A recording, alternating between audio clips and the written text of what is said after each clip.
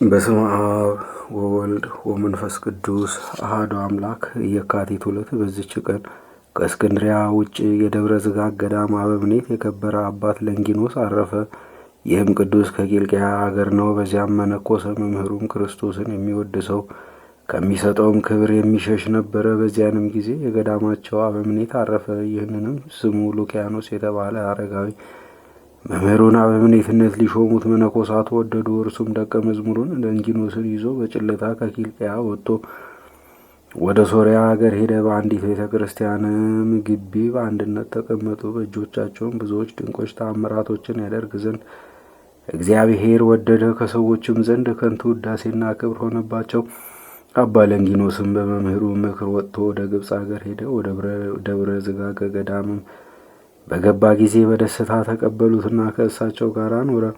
ከዚህም በኋላ አበምኔቱ አረፈ። ተጋድሎውን ትሩፋቱንና ደግነቱን ስላወቁ በደብረ ዝጋግ ገዳም ላይ አባ ለንጊኖስን አበምኔት አድርገው ሾሙት። ከጥቂትም ወራት በኋላ መምህሩ አባ ሉኪያኖስ መጣ።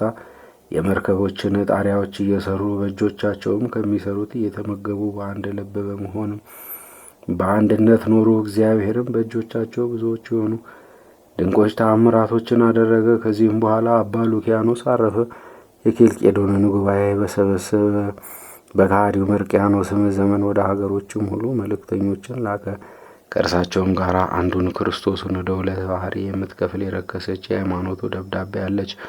ከንጉሥ መልእክተኞች 3ቱ ወደ ደብረ ዝጋግ በደረሱ ጊዜ ያንን ደብዳቤ ለአባ ለንጊኖስ ሰጡት።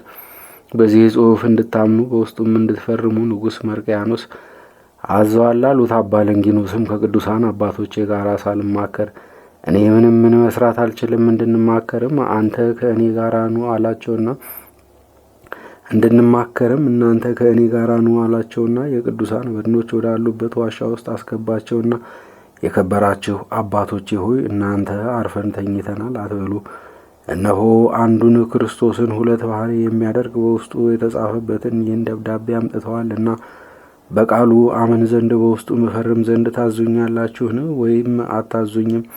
የምሰራውንም ካልነገራችሁኝ ሕያው እግዚአብሔርን አጽሞቻችሁን ከዚህ ቦታ አወጣለሁ አላቸው። ያን ጊዜ ሰዎችም ሁሉ እየሰሙ ከአስከሬናቸው የአባቶቻችንን የሐዋርያትንና የ318ቱን የቀናች ሃይማኖትን አትተው ይህንንም የረከሰ ደብዳቤ አትከተል፣ ከአስከሬናችን ቦታ አርቀው እንጂ የሚል ቃል ወጣ። የንጉሥ መልእክተኞችም ይህን ነገር ሰምተው እጅግ አደነቁ። በላያቸውም ታላቅ ፍርሃት አደረባቸው። ወደ ንጉሥም አልተመለሱም። ራሳቸውን ተላጭተው መነኮሱ እንጂ እስከ አረፉም ድረስ ብዙ ዘመን እየተጋደሉ ኖሩ። የከበረ አባ ለንጊኖስም ያማረ ተጋድሎውን ጨርሶ እግዚአብሔርንም አገልግሎ በሰላም አረፈ። የሕይወት አክሊልንም ተቀበለ። ለእግዚአብሔርም ምስጋና ይሁን፣ እኛንም በጸሎቱ ይማረን፣ በረከቱም ከእኛ ጋር ትኑር ለዘላለሙም አሜን። በዚችም ዕለት የትጉሃን መላእክት ወገን የሆነ የገዳማውያን ሁሉ አለቃ የከበረ ታላቁ ጳውሊ አረፈ። ይህም ቅዱስ ከእስክንድርያ ሀገር ጴጥሮስ የሚባል ወንድም አለው። አባታቸውም የገንዘቡ ብዛት ሊቆጠር የማይቻል እጅግ ባለጸጋ ነበር። ባረፈም ጊዜ የሐዘናቸው ቀን ሲፈጸም ርስቱንና ገንዘቡን ሊካፈሉ ጀመሩ። ጴጥሮስም ታላቁን ክፍል ወደ ራሱ በመውሰድ የሚያንሰውን ለጳውሊ የሚሰጠው ሆነ። ስለዚህም ጳውሊ አዘነና ከአባቴ ርስት በትክክል ለምን አትሰጠኝም አለው። እርሱም አንተ ወጣት ስለሆንክ ታባክነዋለህ፣ እስከምታድግ እኔ እጠብቅልሃለሁ ብሎ መለሰለት። ስለዚህም ጳውሊ ተቆጣና እርስ በርሳቸው ተጣሉ። ይፈርድላቸውም ዘንድ ወደ ዳኛ ሄዱ። እነርሱም ወደ ዳኛ ሲሄዱ ሰዎች ተሸክመውት ወደሚቀብሩበት ሲወስዱት ብዙዎቹም የተከተሉትን የሞተ ሰውን አገኙ። ጳውሊም ከተከተሉት አንዱን ሰው ዛሬ የሞተው ማን ነው ብሎ ጠየቀው። ያም ሰው እንዲህ ብሎ መለሰለት፣ ልጄ ሆይ እወቅ፣ አስተውል። ይህ የሞተ ሰው በወርቅ በብር እጅግ ባለጸጋ የሆነ ሁልጊዜ ደስ የሚለው ነበረ። አሁንም እነሆ ይህን ሁሉ ትቶ ራቁቱን ወደ መቃብር ወደማይመለስበት መንገድ ይሄዳል። በኃጢአት ማዕበል ውስጥ እያለ ሞቷልና። አሁንም ልጄ ሆይ ስለ ነፍሳችን ድህነት ልንታገል ይገባናል። እኛ መቼ እንደምንሞት አናውቅምና። ነገር ግን በዚህ ዓለም ውስጥ ገንዘብ ኑሮት ስልጣንም ኑሮት ሳለ ይህን ሁሉ የተወ የተመሰገነ ነው። እርሱ የቅዱሳን ሀገር በሆነች በኢየሩሳሌም ሰማያዊት ታላቅ ክብርን ይቀበላልና። የከበረ ጳውሊም ይህን ነገር በሰማ ጊዜ ከልቡ አዘነ። እንዲህም አለ፣ የዚህ የኃላፊው ዓለም ገንዘብ ምኔ ነው? ምን ይጠቅመኛል? ከጥቂት ቀኖች በኋላ ትቼው ራቁቴን የሚሄድ አይደለሁምን? አለ። ከዚህም በኋላ ወደ ወንድሙ ተመልሶ ወንድሜ ሆይ ወደ ቤታችን እንመለስ፣ ከእንግዲህ ስለ ገንዘብ ምንም ከአንተ ጋር እነጋገርም አለው። ከዚህም በኋላ ከወንድሙ ሸሽቶ ከሀገሩ ወጣ። ከመቃብር ቤት ውስጥም 3 ቀንና 3 ሌሊት መንገዱን ይመራው ዘንድ ወደ እግዚአብሔር እየጸለየና እየማለደ ኖረ። ወንድሙ ጴጥሮስም በሀገር ውስጥ እየዞረ ሲፈልገው ሰነበተ፣ ግን አላገኘውም። ታላቅ ሐዘንንም አዘነ። የተመሰገነ ጳውሊ ግን 3 ቀኖች ያህል በዚያች መቃብር ቤት ሲኖር መብልና መጠጥን አላሰብም። ፍርሃትና ድንጋጼም አልደረሰበትም፣ አምላካዊት ኃይል ተጠብቀው ነበርና። በአራተኛይቱም ዕለት እግዚአብሔር ወደ እርሱ መልአኩን ላከ። ከዚያም ነጥቆ ወሰደው፣ በምስራቅ በኩል በምትገኝ በረሃ ውስጥ አኖረው። በዚያም የውሃ ምንጭ አለ። መልአኩም ሰላምታ ሰጥቶት ወደ ሰማይ አረገ። የከበረ ጳውሊም አራዊት የሚኖሩበትን ጉድጓዶች አግኝቶ ወደ አንዲቱ ፍርኩታ ገባ። ልብሱንም ሰኔል ሰርቶ ለበሰ። እንዲህም ብሎ ጸለየ። የሕያው እግዚአብሔር ልጅ ጌታ ኢየሱስ ክርስቶስ ሆይ ርኅራኄ ከሌለው ጠላት እጅ ጠብቀኝ፣ አድነኝም። ተጋድሎዬን እስከምፈጽም ታጸናኝ ዘንድ ቸርነትህ ወደ እኔ ትምጣ። የትውልድ ሁሉ ንጉሥ ሆይ ኃይል፣ ጌትነት፣ ክብር ገንዘብ ነውና ለዘላለሙ። በዚያችም ዋሻ ውስጥ 80 ዓመት ኖረ። ከሰውም ከቶ ማንንም አላየም። ልብሱም ከሰኔል ቅጠል የተሰራ ነው። እግዚአብሔርም ወደ ማታ ሁል ጊዜ ወደ እርሱ ቁራን ይልክለታል። ከእርሱም ጋር ግማሽ እንጀራ አለ። ያንን ለከበረው ጳውሊ ይሰጠዋል። የክብር ባለቤት እግዚአብሔርም ቅድስናውንና ጽድቁን ይገልጥ ዘንድ በወደደ ጊዜ መልአኩን ወደ ታላቅ አባት ወደ እንጦንዮስ ላከ።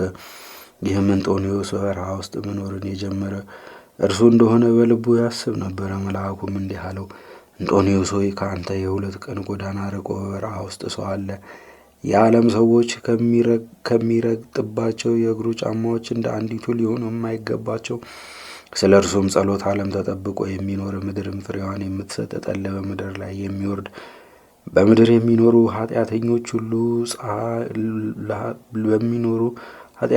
ሁሉ ላይ ፀሐይ የሚወጣ የሰውም ፍጥረት በእግዚአብሔር እጅ ውስጥ ተጠብቆ የሚኖር። አባ አንጦንዮስም ይህን ቃል በሰማ ጊዜ ተነስቶ ወደ በረሃው መካከል ተጓዘ። እግዚአብሔርም ከእሱ ጋር ሆኖ ጎዳናውንም እንደሚጠርግለት አምኖ ሲጓዝ የሰውና የአራዊትን ፍለጋ አገኘ። ያንንም ፍለጋ ተከትሎ ከቅዱስ ጳውሊ ባት ተደረሰ። በሩንም አንኳኳር። የከበረ አባ ጳውሊ ግን ከሰይጣን ሥራ እንደሆነ አስቦ ታላቅ ደንጊያ ወስዶ ከመዝጊያው ጀርባ አኖረ።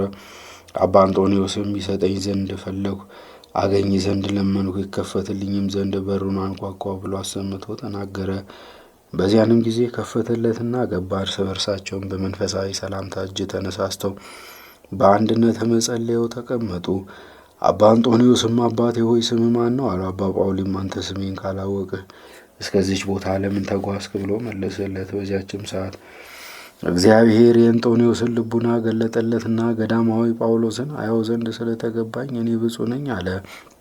ከዚህም በኋላ እርስ በርሳቸው የእግዚአብሔርን ልዕልናውን ቸርነቱን ይነጋገሩ ጀመር። በመሸም ጊዜ ቁራ መጥቶ አንዲት ሙሉ እንጀራ ጣለለት። አባ ጳውሊም አባ አንጦኒን አንተ የእግዚአብሔር አገልጋይ እንደሆን ካሁን አወቅሁ። እስከ ዛሬ 80 ዓመት በዚህ በረሃ ስኖር እግዚአብሔር ሁልጊዜ የሚልክልኝ ግማሽ እንጀራ ነበረ።